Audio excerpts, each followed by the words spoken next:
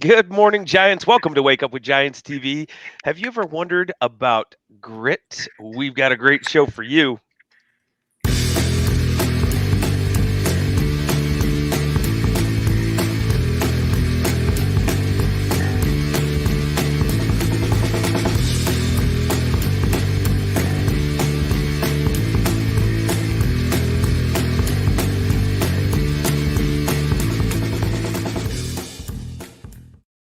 Good morning, Giants. Welcome to Wake Up with Giants TV. I'm Ryan Morris, and as always, I'm joined here with your host, Nicholas T. Smith, the author of the Giants Football. If you haven't followed us on YouTube, go ahead and go do that now.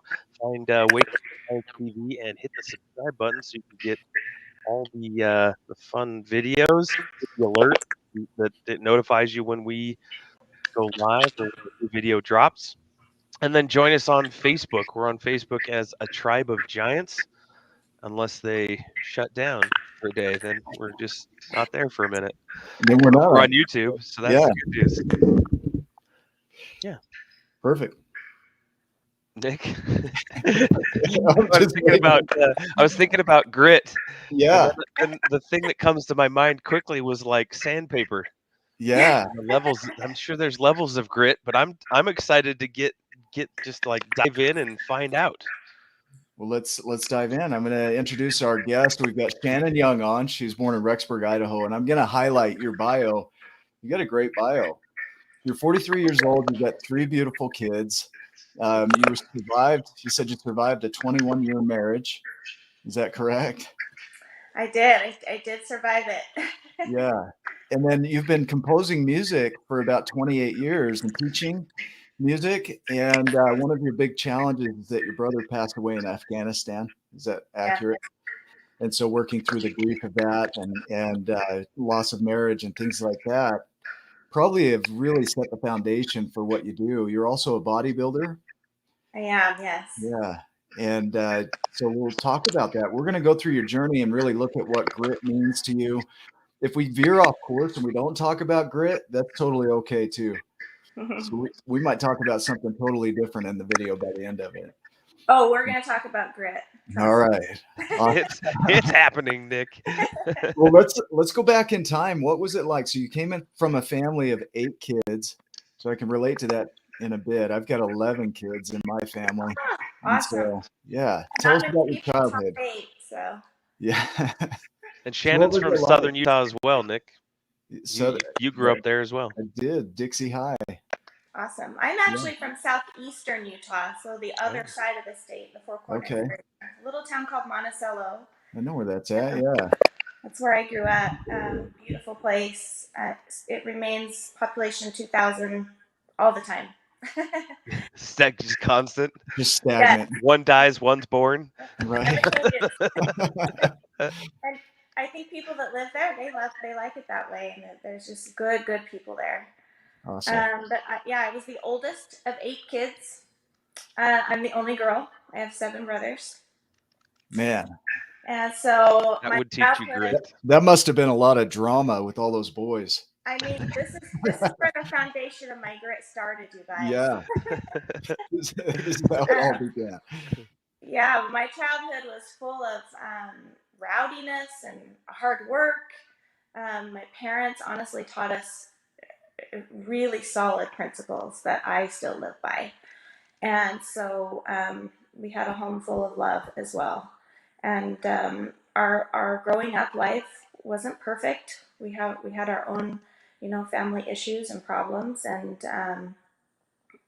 but I feel that we were able to really focus on the goodness and the good, and I think that's why we can look back and just look back with gratitude at our childhood, all of my siblings and myself. We all were required to play a musical instrument if we wanted to do a sport. And so we all can play an instrument, which is really cool. And that, again, kind of created that foundation I have of love of music. I would have chose like the cowbell. I would have been a mean cowbell player. Bing, bing, bing. Cowbell is cool. I mean, I don't have anything. We need more cowbell. Yeah, that's right. But yeah, so I chose to play the piano, and I also play the flute. Hmm. And then I was a cross country runner. We were 4-time state champions, and I really loved running, and the long distance running is just part of my soul. I love it, which is weird because most people don't like that. Right. I have I a just buddy pictured doing that Moab 240 right now. Like the right now. Moab And 240. that's insane. 240 miles. And right now in Utah, the weather hasn't been super stellar. It's been cold, rainy, snowy, I'm sure in the LaSalle Mountains down there. Yeah, yeah, very So I run in my mind. true. Okay, That's that works. That works. Just throw it in there with your meditation, and you can that's right. do a marathon today. Yes. I love that we've got people from all over the world, including the aliens from the movie Signs. In the The little clicks. We got little clicks and feedback. I Yeah. don't know if you can hear it at home, but it's awesome. Yeah. That's okay. We'll get through it. So when you're growing up, you know that you had to learn a musical instrument in order to do a sport, Mm-hmm. right? You Yes. learn to earn things basically. So if you wanted something, you'd have to go out and work for it. So cross country, you played the piano and the flute, and I Mm-hmm. pictured Anchorman when he's playing the jazz flute. That's what I had in mind when you said that. So I'd like to hear some jazz flute by the end of this. I don't know about that. So tell me about this. So how did that lay the foundation for everything that followed? Oh wow! And just that principle that nothing worth it is just free. Um, Yeah, I you like really that. do have to work, and it's all about goal setting. And when you set goals and you chip away at those goals until you achieve your goal, that creates a sense of self. And I think it's very character building. And you can create a ripple effect of goodness just with that single principle of learning to do what it takes to achieve your goals, and that we all have that potential inside of us. Every single one of us has it, and a lot of it's about just believing that you have it.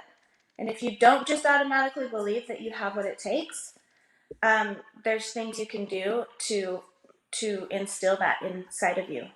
And one of the best things I ever did was learn to play a musical instrument because it requires a lot of discipline. Yeah, okay. Why is that important? The discipline. I know you just mentioned it, but go into it a little deeper. I talk a lot about this. Yeah, Um, I've been asked before, how are you so motivated all the time? How do you have that motivation to do what you do? And I just say, look, I don't have motivation every day. Um, yeah, but what I have is something called persistence. And I would choose persistence over motivation any day because motivation isn't reliable. We're human beings. There are days I wake up and I just want to stay in bed. I'm just like everyone else. But it's really about understanding that there's a choice, right? We always have a choice. And it doesn't matter how hard your life is, it doesn't matter what hardship you've gone through. I've been through very hard things in my life, and I have learned um, that I can be the best me by understanding that I have a choice. I always have a choice, and I can always choose gratitude along with those choices. So there's some things that are key, that are foundational, that I've implemented. yeah. Let's Um, talk about your challenges because I think that's where it'll really hit home for people. Or what are some of the challenges? Because a lot of times we'll hear this: "Oh, you had a great upbringing. It was easy. You didn't really have to go through much, and your life just happened perfectly, and there were no issues." And so let's talk about the issues, the things that were hard. Interestingly enough, I went through some childhood abuse, Okay. and isn't that interesting what you just said? Yeah. That you had this beautiful, almost perfect upbringing, and that's kind of what it looks like on the outside. And yet, honestly, I didn't have that, and Mm, um, I just was able, honestly, to somehow rise above it. And I think that it came down to the fact that I realized I have choices. yeah. I can become an addict, or I can go and invest in myself and build myself and decide, you know what, this happened to me, but it doesn't define me. What defines me are the things that I choose to do for me. That's what defines me. This is beautiful. And Yeah. we all have things that happen to us. We constantly have stimulus happening around us that we really can't control. There are things out of our control. Yeah. Um, and I think our freedom is found in understanding that we have a space first before we choose. And sometimes people just hurry and choose. But understanding that you have that space and really zoning in on that space before you make that choice. So give that space some meaning, Hmm.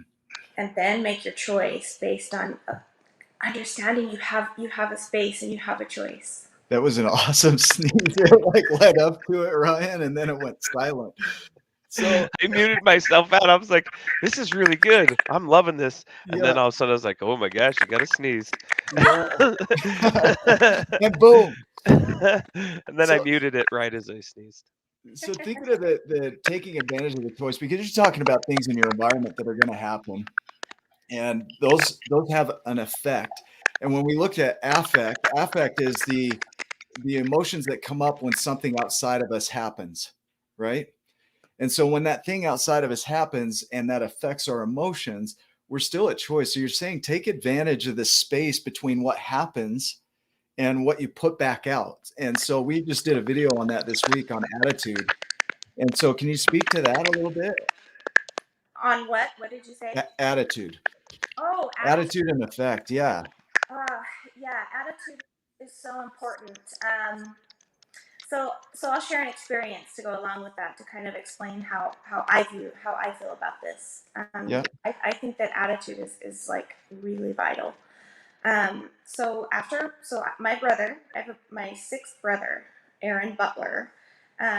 He was a Green Beret, and he was literally fighting ISIS in Afghanistan when a bomb went off in a mosque that they had taken cover in, and a little tiny piece of shrapnel, teeny tiny, went into the uh, right through his armor and into the left ventricle of his heart, the one place that would end his life quickly, and he died just soon after that, and he was only 27 years old.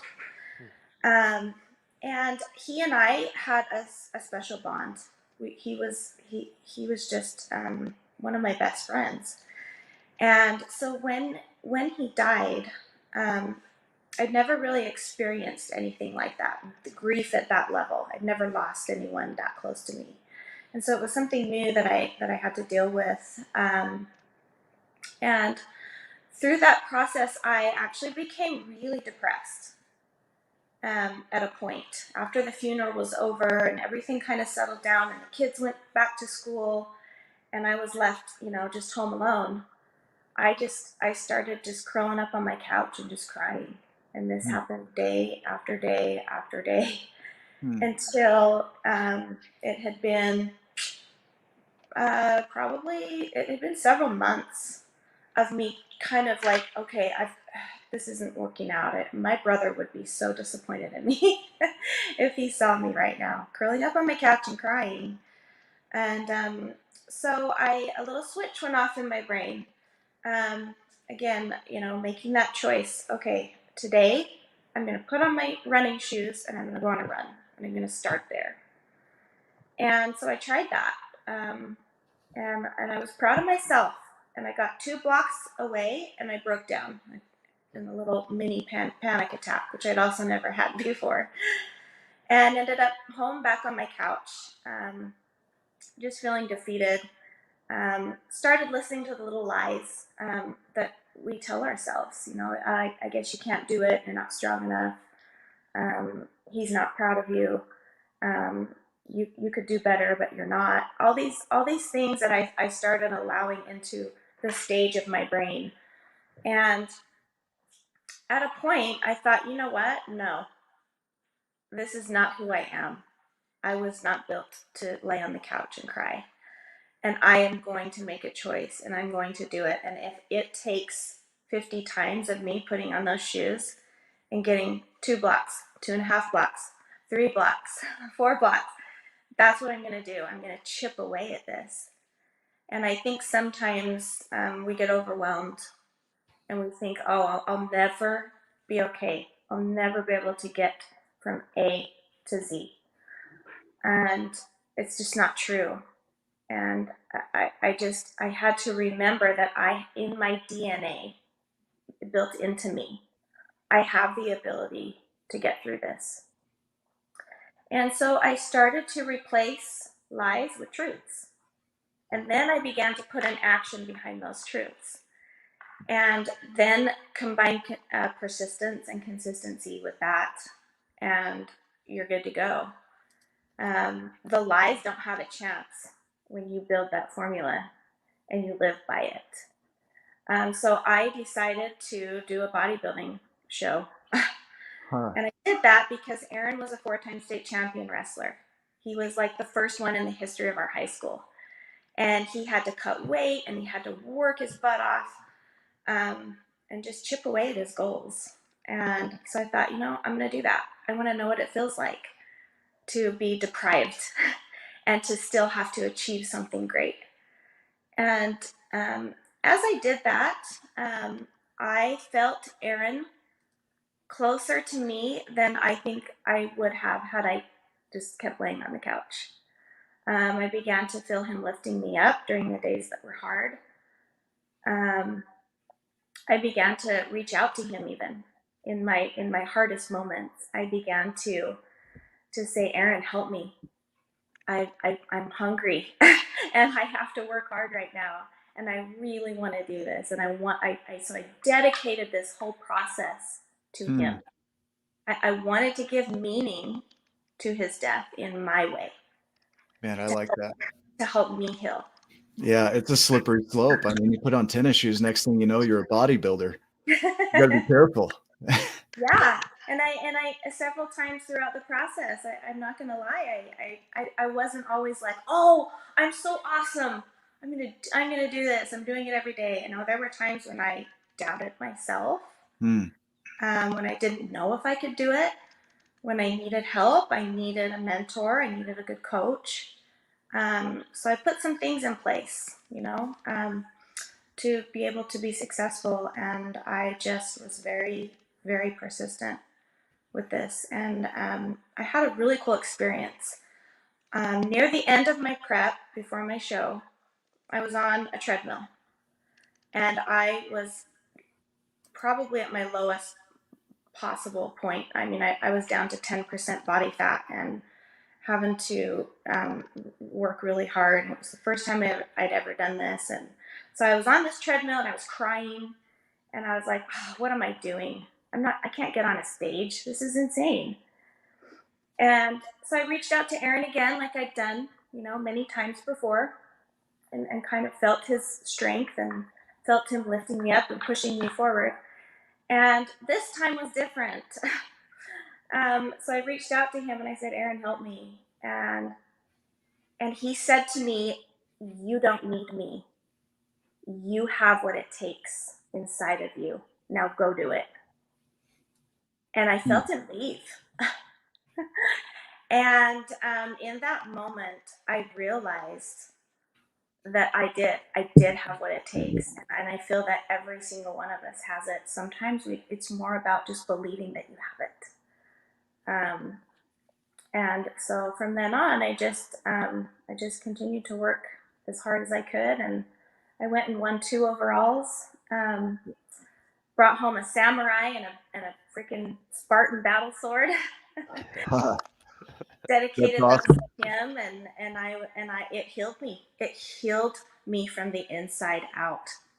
I want to speak about a process that I'm seeing. So hang on, if you have another thought there, like hang on to that so you don't lose it, because I'll interrupt people and I want them to remember where they were. Yeah, but great. you had a process in depression, and so there is value in depression, and people might not see it, but you retreated when your brother died. There was a retreat. There was an internalization where you went inside of yourself, and then there's that rumination. Like, what could I have done? Like that internalization, and you go through that process of ruminating. And then you really start to look at reality as it is. And a lot of times that spins us right back into that loop of retreat and rumination. So we don't want to come back out of it. When you got to the space that you had a reverence for what was, a reverence for your brother's death, a reverence for you as you were, you were able to re-engage. And you chose to re-engage in such a way that it was small at first, but it evolved and evolved. And you did that over and over, and that created resilience. So there's 5 or 6 R's there. There's the retreat, the rumination, the reality, the reverence, the re-engagement, and the resilience that come up. And so people look at depression and they think, I don't want to be depressed. But depression is that thing that gets us to pull away from what we've been doing and really start stepping into a new way of being. And it can really open up doors that we didn't see as possible before. Like you wouldn't have thought going into your brother's death, I'm going to be a bodybuilder. It wasn't even on your vision. It wasn't even on the horizon. No. And then at your brother's death, you start running. And then as you're running, you start seeing, well, maybe I want to bodybuild. So it opened up as you stepped. And so that's the beauty of depression, is it helps us to step back from the things that aren't serving us anymore and to re-engage with life in a way that does serve us. And here you go from taking a couple of steps and putting your shoes on to winning second in a bodybuilding competition, right? Which was a thing that didn't even exist before in your world as a reality. And now it is. Absolutely. Can you speak to that a little bit? Yeah, I love everything you just said. In fact, I had a thought. I want to go back and listen Yeah. and really literally take notes of what you just said, because there were like a bunch of golden nuggets in what you just said. Yeah, so I call it positive momentum.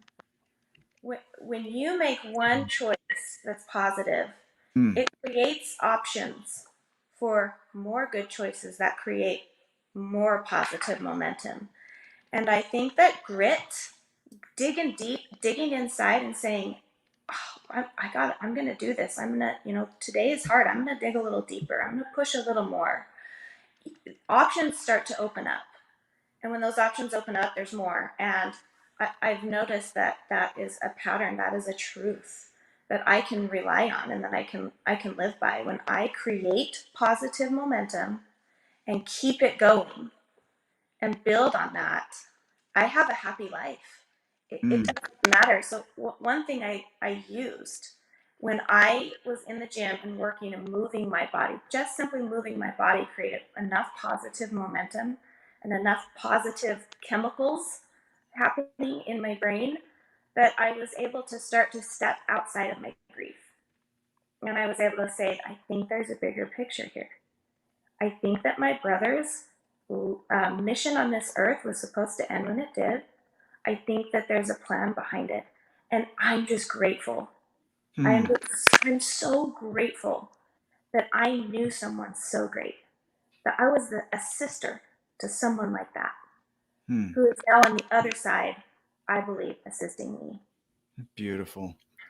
Ryan mentioned earlier sandpaper, right? And you look at sandpaper, it comes in different grits.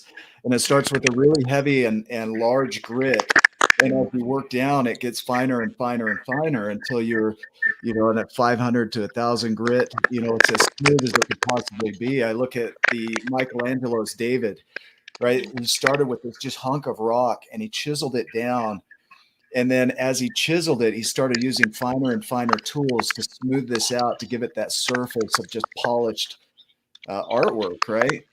And in life, here's the analogy I want to tie into that, is that when we're starting out, it is rough. It's rough. And as we keep stepping, it gets finer and finer and finer until it becomes so smooth. It's still gritty, but it's so smooth it doesn't look like there's any grit left. There's nothing to remove because all the imperfections have been buffed out, basically. Yeah. Can you what comes up as you hear that? The word that I thought of as you were saying that was another R. Let's add another R. Refine. What refines us are these hardships that happen and how we choose to handle them. And I think that being refined is one of the reasons we're on this earth. I think it's one of the reasons that we're given hardship in the first place. And so I always ask myself, I've learned to ask myself a question, a really important one when I'm dealing with really hard things. I step back. It causes me to kind of step outside the hole that I'm in my brain, the darkness I'm in, and kind of see the light. I ask myself, what if this is an opportunity for change? Where's the opportunity in what I'm dealing with right now? And I think if you're able to create that space first where you can then think about that question, it kind of changes your mindset and your perspective to something more positive versus just living in this dark hole that as we as humans, all of us, we can tend to default to. So it kind of pulls us out of our natural human reaction and allows us to be a higher value person by being able to say, I wonder what I can gain from this. What are the truths that I can learn that maybe I wouldn't have otherwise learned? And how is this going to build me into who I'm meant to be? And essentially and ultimately create my full potential.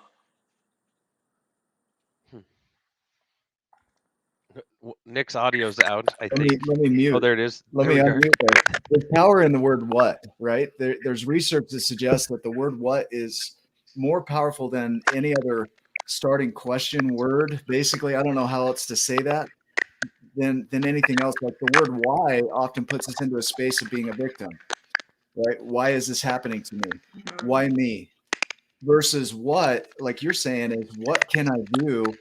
What if this is an opportunity? Starting your question with that what really puts you into a space of creation. And there's research to back that up that just shows that people are more resilient when they use the word what in their questioning. Beautiful. Yeah, I don't know where that's going, but that's what Shannon said something though, Nick, that I thought about as I was sitting here. All of the all the experiences that we have. I look at Nick's story, and Nick went through a lot of things. There was a lot of hardship that created this. Him and I would go over to a coffee shop 2 nights a week, and we'd create. We just talk, and we would just move it along inch by inch, because taking it all on at once seemed like it was extremely difficult.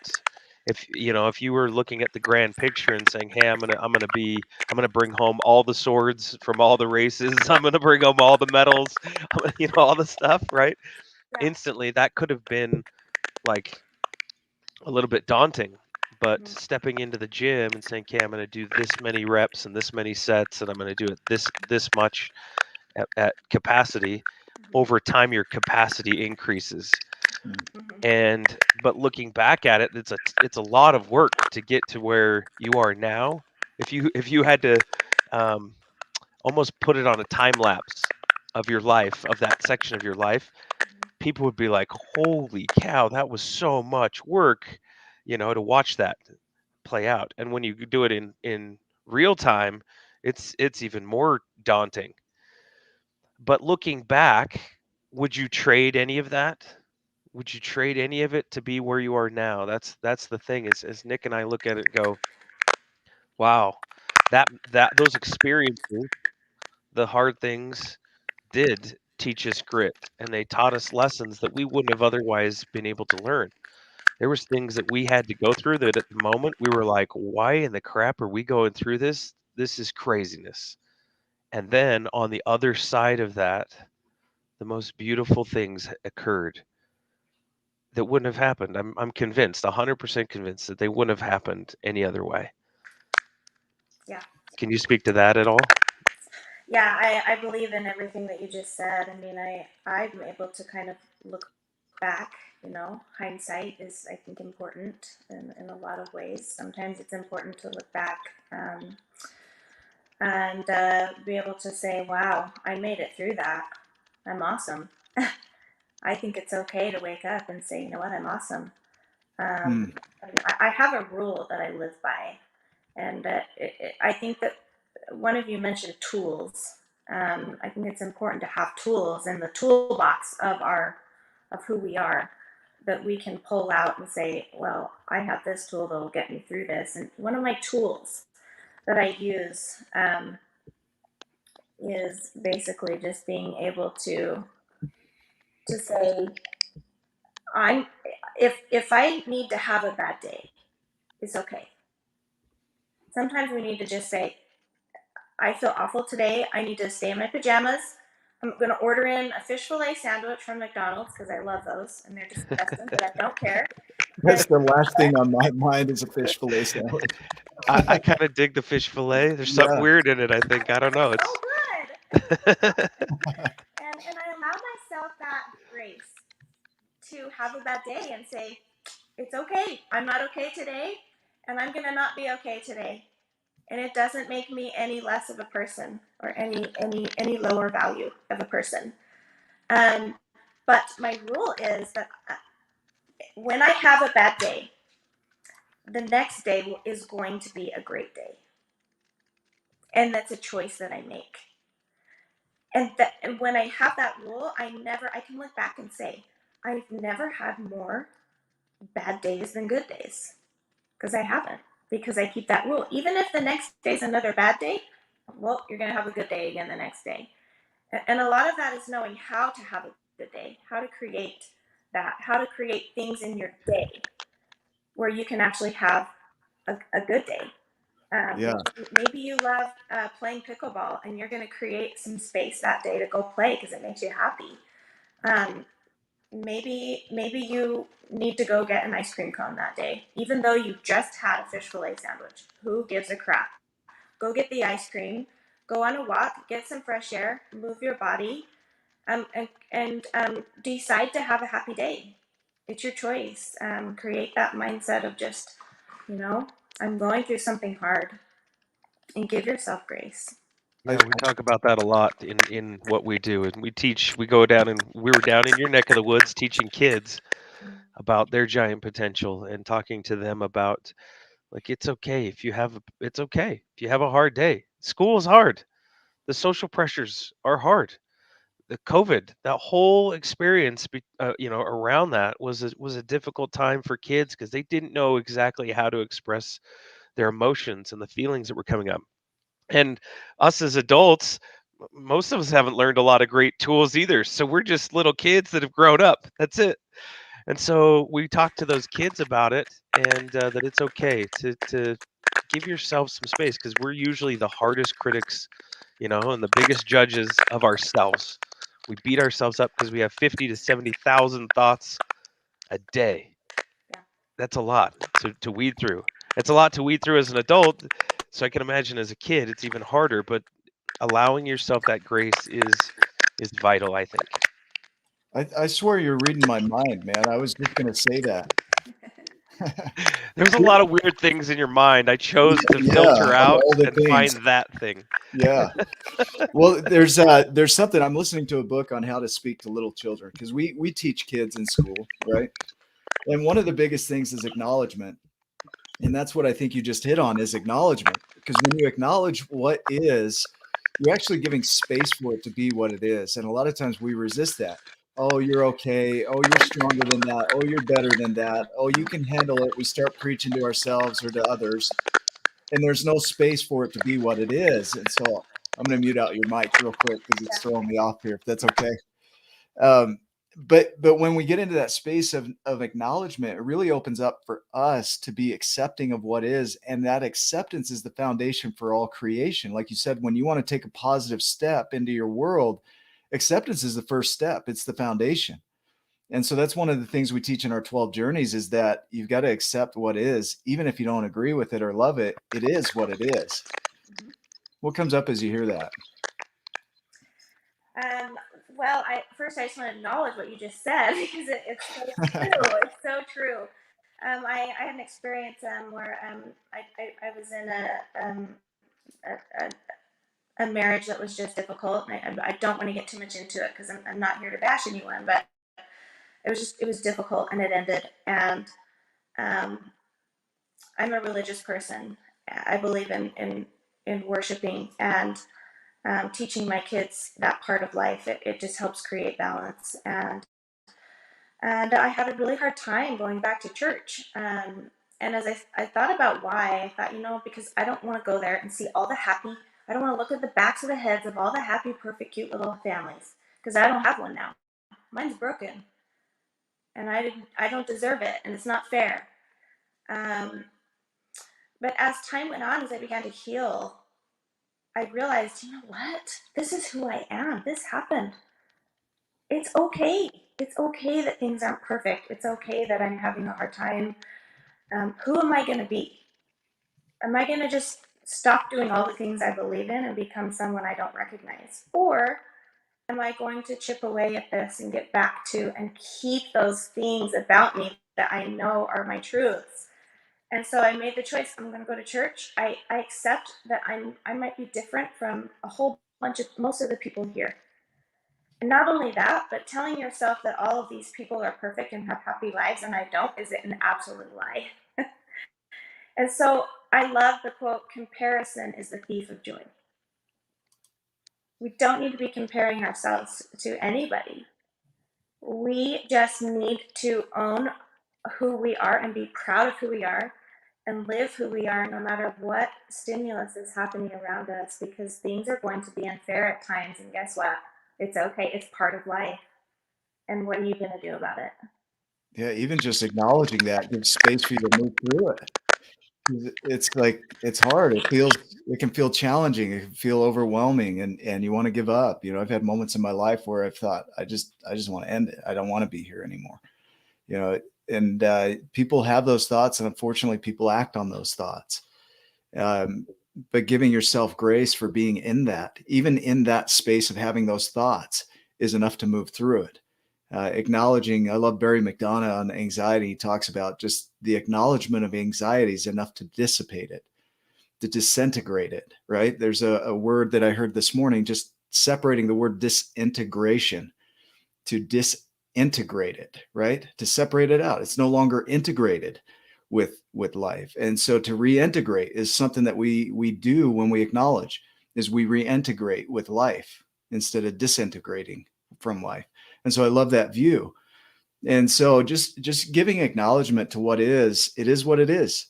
Now what? There's a choice in that. It is what it is. My brother's passed away. Now what?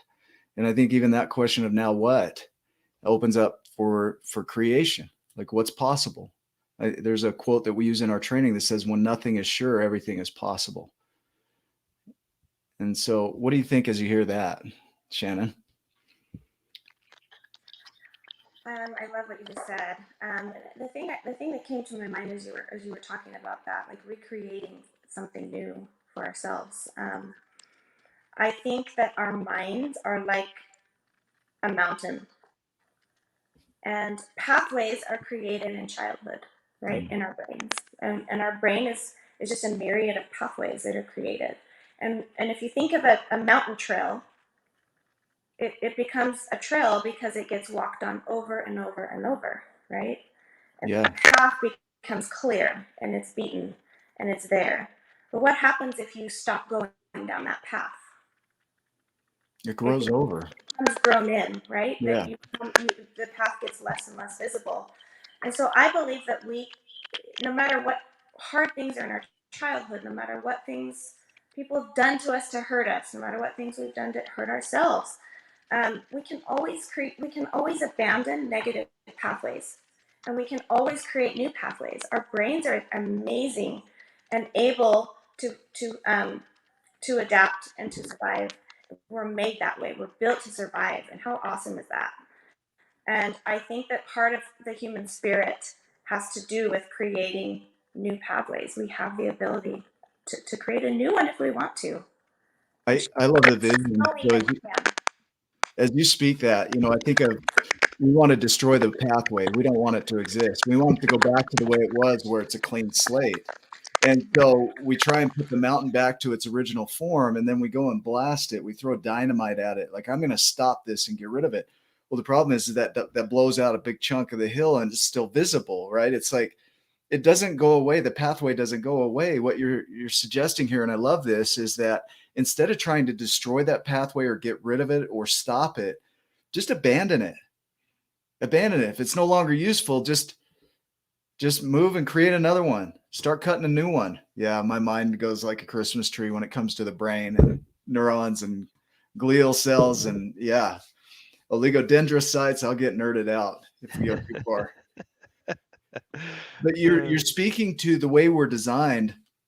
When we're speaking to our kids, as an example, our voice becomes their inner voice. So however we speak to them becomes the way they speak to themselves as they grow up. So if it's critical, they're going to be critical with themselves. We ended up being critical of ourselves. And what you're suggesting here is, even if that came up, you have an opportunity to step on a new path and create it differently. If you have a critical voice, well, then abandon that path and go on the path of not being critical, of accepting and acknowledging, and then develop that path. And over time, your body and your brain is designed to support you in that. It'll get faster and faster. What else came up with that? Yeah, I think that it's I do want to make sure that I say, it's harder than it seems. It's harder to just actually do what we're talking about than to just talk about it. Abandoning a path, right? Mm. It, we it, we can make it sound like it's easy. Just leave it there and go over there. No big deal. But really, abandoning these paths can be a difficult process, and I want to give meaning to the fact that it isn't easy. Mm. This is where grit comes in.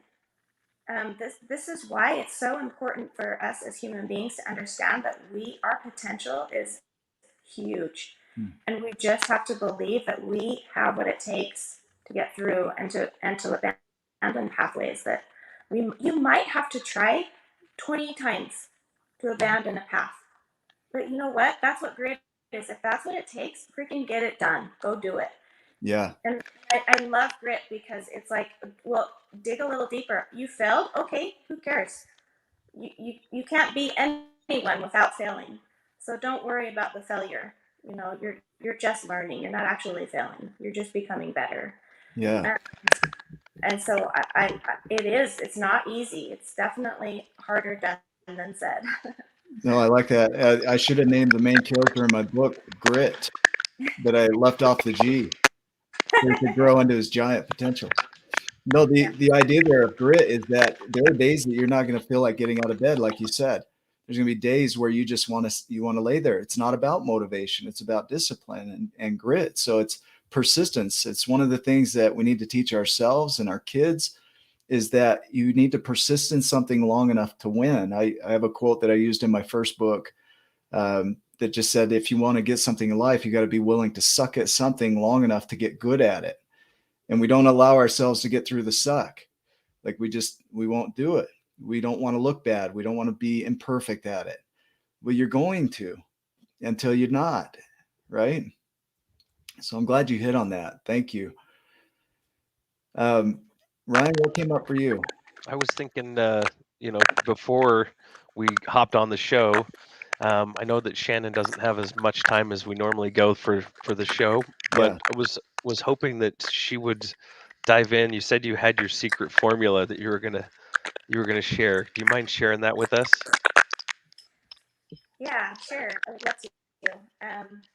One thing I wanted to touch on a little bit, the bodybuilding competition. You know how we talked about, when you start positive momentum and then you keep it going, um, doors open and options open. And one of the options that opened for me that I didn't see, was going to happen, that has become a huge blessing in my life, is people coming to me and saying, I want to do that.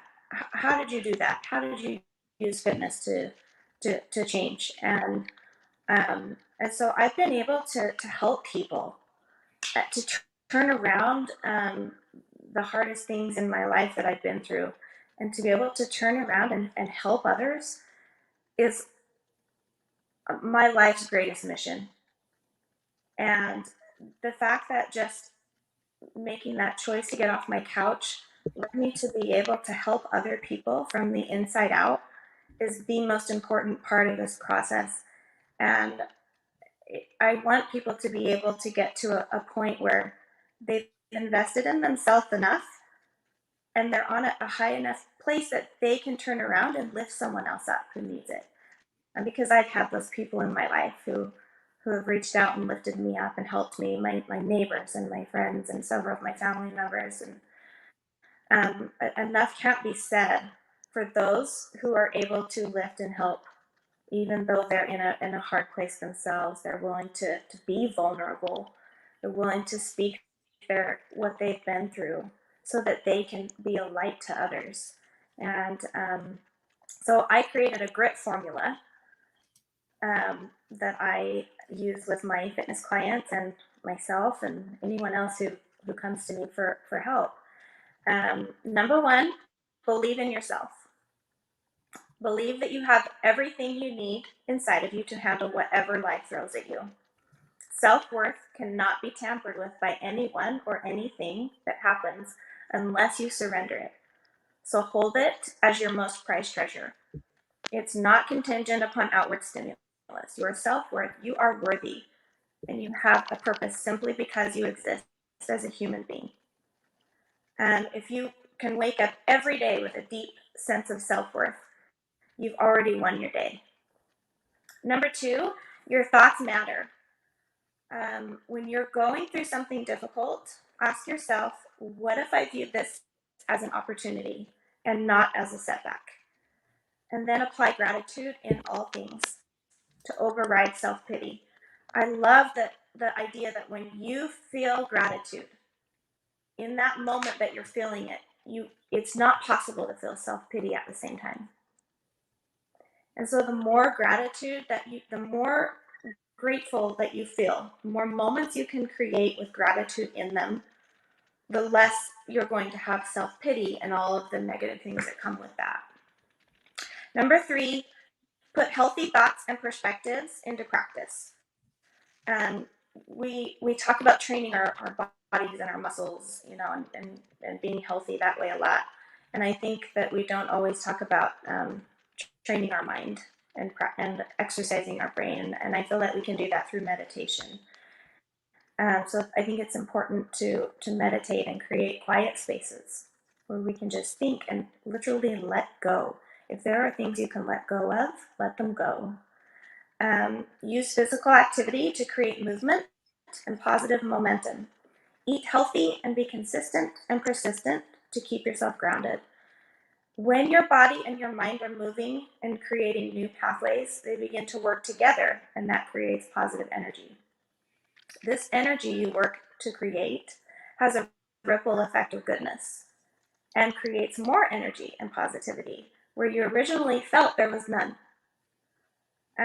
Create rules and boundaries for yourself and hold others accountable in honoring who you are and those boundaries that you've created for yourself. I talked about the never 2 bad days in a row rule, and I challenge people to try that. Try to never have 2 bad days in a row and see how that just changes your life. Another rule that I live by is to try to focus more on what I have versus what I have lost. And if you can apply that even in hardship, I think you'll find yourself better adapt to come out of that hardship better. And number 4, between stimulus and response, there is a space. In that space is our power to choose our response. In our response lies our growth and our freedom. That is a quote by Viktor Frankl.